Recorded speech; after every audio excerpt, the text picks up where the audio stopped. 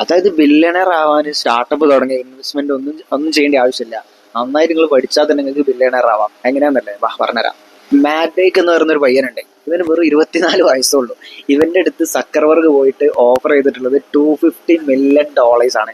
$250 salary ആയിട്ട്. $250 എന്ന് പറഞ്ഞാൽ ഏകദേശം 2000 കോടി ഒരു പയ്യനാണ് നമ്മൾ നോക്കുമ്പോൾ. 24 വയസ്സായിട്ടുള്ളൂ. പുള്ളിയുടെ മെയിൻ പരിപാടി എന്ന് പറഞ്ഞാൽ AI ആണ്. AI research AI അഗ്രഗണ്യനാണ്. അപ്പൊ ആദ്യം മെറ്റ ടീം ഓൾറെഡി 125 മില്യൺ എന്തെങ്കിലും ഓഫർ ചെയ്തു. അപ്പൊ ഇവൻ റിജക്ട് ചെയ്തു. പിന്നെ സക്കറിന് ഡയറക്റ്റ് പോയിട്ടാണ് തോന്നുന്നു 250 മില്യൺ ഓഫർ ചെയ്തിട്ടുള്ളത്. അത് നിങ്ങൾ ആലോചിച്ച്, പുള്ളി ഒരു ഫ്യൂ ഇയേഴ്സ് മെറ്റയിൽ കംപ്ലീറ്റ് ചെയ്യുന്ന ഒരു പുള്ളി ബില്യണയറാ. 24 വയസ്സിലുള്ള ഒരു പയ്യൻ ചിലപ്പോൾ ഒരു 28-30 വയസ്സിന്റെ ഉള്ളിലാകുമ്പോൾ വർക്ക് ചെയ്തിട്ട് ബില്യണയർ ആവാണ്. അപ്പം ഞാൻ ഇവിടെ പറയുന്നത് പറഞ്ഞാൽ ഇന്ന് ഇത്രത്തോളം പൊട്ടൻഷ്യൽ ഉണ്ട് നമ്മുടെ നാട്ടിൽ. സോ നിങ്ങൾ ബില്യണയർ ആവാൻ, അല്ലെങ്കിൽ നിങ്ങൾക്ക് നിങ്ങളുടെ ഡ്രീം പേഴ്സ്യൂ ചെയ്യാൻ, അല്ലെങ്കിൽ നിങ്ങൾക്ക് നിങ്ങൾ ആഗ്രഹിച്ച രീതിയിൽ ജീവിക്കണം എന്നുണ്ടെങ്കിൽ നിങ്ങൾ ഒരിക്കലും അതിന് ഒരു ബിസിനസ് സ്റ്റാർട്ട് ചെയ്യണമെന്നോ അങ്ങനെയൊന്നുമില്ല.